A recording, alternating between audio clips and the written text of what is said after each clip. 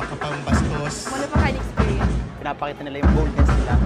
Uy, may Takbuhan. Isang ovation run sa mga sinasabing dapat ma-experience ng kahit isang beses ng mga estudyante sa University of the Philippines, Diliman. Pero paano nga ba ito nagsimula? It all goes back to the 1970s, noong panahon ng martial law.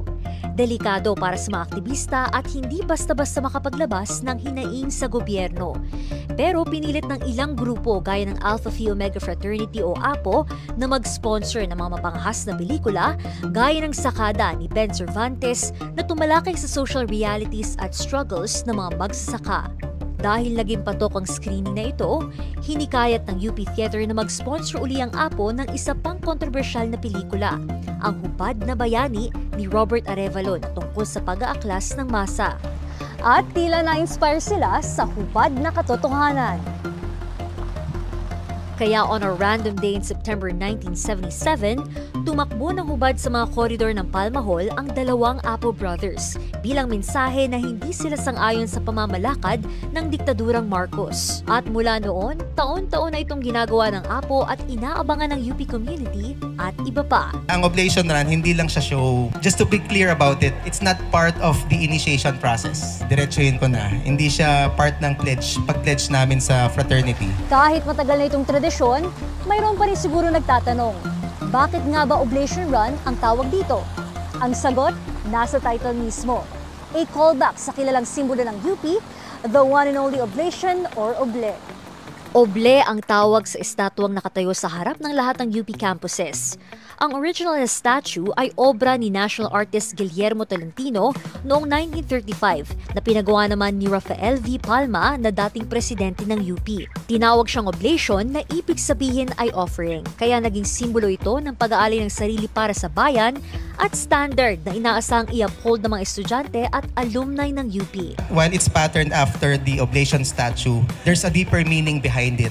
We have to transcend beyond doon sa nakikita natin na physical. Ang mas tingnan dapat ng ating mga kababayan ay yung mga principles at yung issues na dinadala. Tuwing December 16, isinasagawa ang Oblation Run para itugma sa anibersaryo ng APO.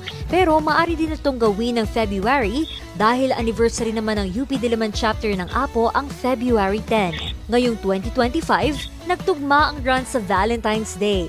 Kaya ba may pa-roses ang runners? Actually, hindi. Ang significance ng rose kumbaga pinapakita namin na may issues kaming dinadala. Nililigawan namin ang crowd to be with us, na tulungan kami para sa pagbabago na inaasam nating lahat. Ang pagbigay po namin ng roses ay isang symbol lang na kami po ay kumakatok ng mahinahon.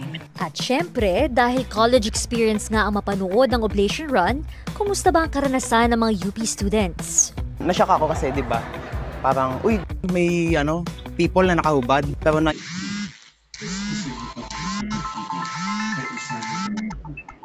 naisip ko na, like, ang iconic nito kasi for UP, di ba? It's a form of protest. The first time ko po na-receive ng flowers, I came from a conservative background. Nakaka-shock talaga. But you have to be open to new experiences talaga. It's my second time na alam ko lang talaga na may advocacy sila ang ipinapayag. I also came from a conservative family. So, I guess yun nga, maging open-minded tayo and makialam din. Bawat taon, nag-iiba ang tema o issue na pinagtutunan ng pansin ng Oblation Run.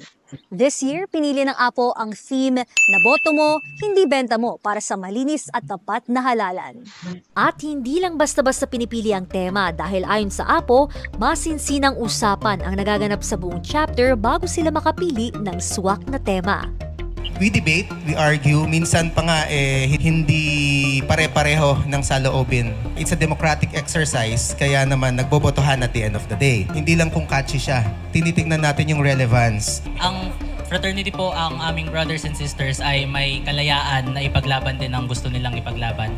In the past, charter change, jeepney phase-out, pagtaas ng sahod, climate change, press freedom at marami pang iba ang mga issue na gusto nilang malantad din sa buong bayan sa bawat takbuhan. Ikaw, may Oblation Run experience ka ba? I-share niyong kwento sa comment section.